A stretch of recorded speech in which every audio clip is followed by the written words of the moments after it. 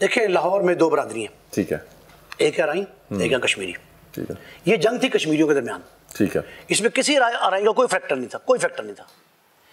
ये ऐसे लोग हैं जिनके आपस में रस्म रिवाज भी थे।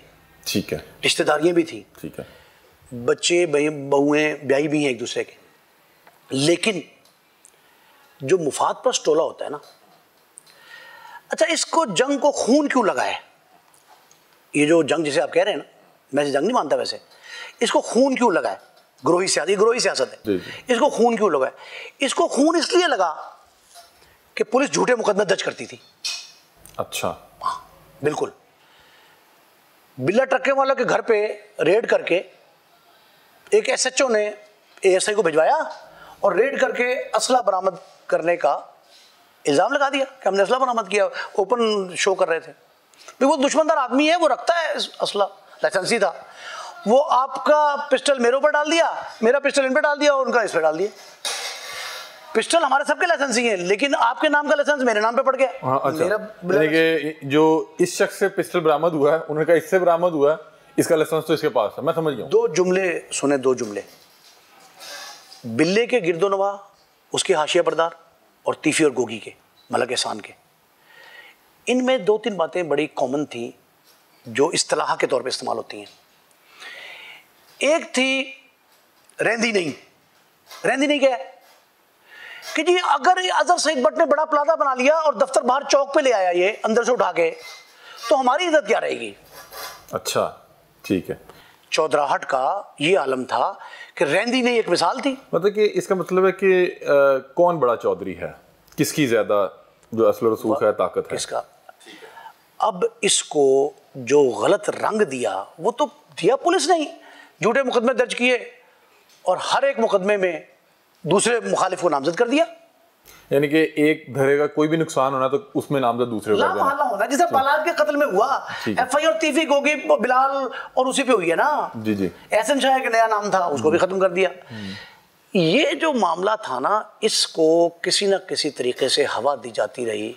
और ये रेंदी नहीं एक जुमला है। दूसरा जुमला ये है, उन्होंने कहा जी कि नक्शा खींच लिया। इसका क्या मतलब है? नक्शा खींच लिया मतलब ये है कि आज फलां शख्स को कत्ल करना है। कराची में कहते हैं सफारी। हाँ जी। ये कहते हैं नक्शा खींच लिया। अब नक्शा खींच लिया कहा तीफी ने, मेरी मौजूदगी में। मैंने चुप करके जाके थानेदार को बताया, थाने ने जाके बिला पहलवान को बता दिया, ओए तीफी ने तेरा नक्शा खींच लिया। अब उनके दिल में बुग़्ज़ बढ़ता रहा और दोनों की तरफ बुग़्ज़ बढ़ाती रही पुलिस। आप मुझे बताएं, आपका तजर्बा ये क्या कहता है कि जो 23 अगस्त की रात को हुआ एहसन शाह के साथ, वहाँ क्या हुआ? बहुत से लोग ये कहते हैं कि पता नहीं इसके खिलाफ कुछ ख़ास सबूत नहीं निकाल सके, तो उन्होंने कहा इसको दोबारा मुआशरे में छोड़ेंगे। मैं आपको दो तीन बातें चल रही हैं। कराची और लाहौर दो ऐसे शहर हैं क्राइम्स के एतबार से। कराची में मुख्तलिफ तरह का क्राइम भी है, बहुत जदीद है, लेकिन हमारे यहाँ दो तीन चीज़ें मुमासलत है।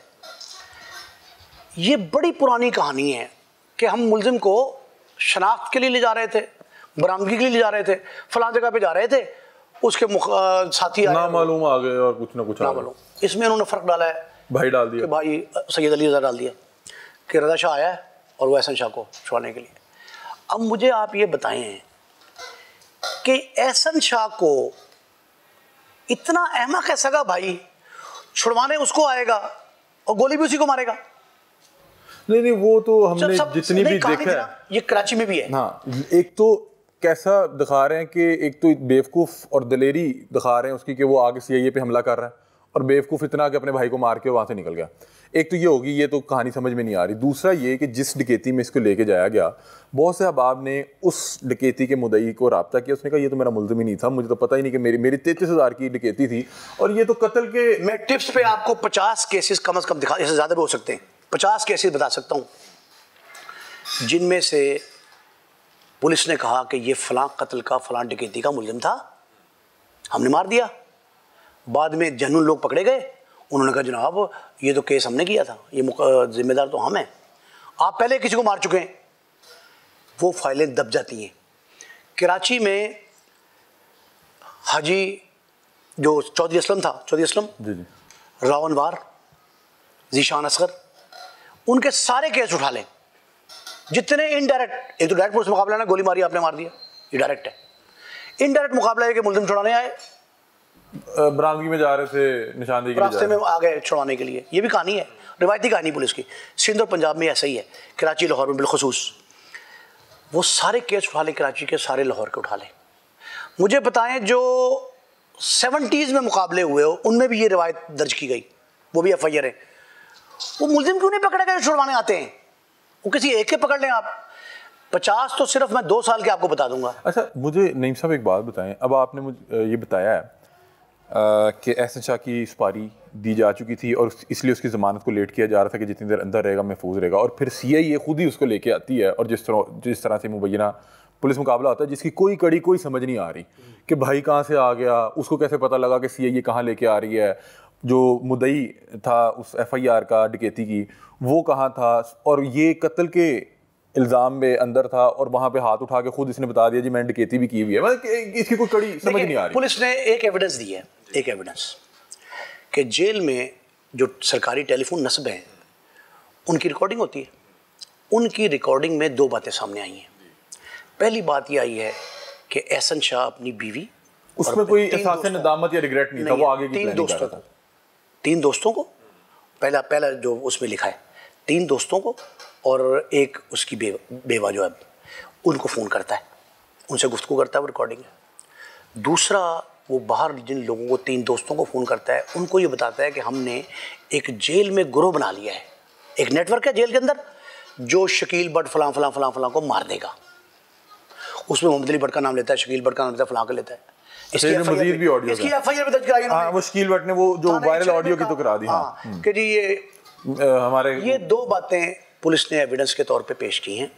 मेरा ख्याल ये है कि पहली बात तो बालाज का अफसोसनाक सान्या है, इस चौथी नस्ल में इतने बड़े खानवादे का एक नौजवान कत्ल करना, और बेगुनाह था। हाँ। उसको ताल्लुक नहीं था, और दुश्मन इतना खूबसूरत इंसान था, लोगों की मदद कर रहा था, हमदर्दी रखता था। नहीं, अपनी खानदानी रिवायात से हट के काम कर रहा था, शरीफाना अंदाज में।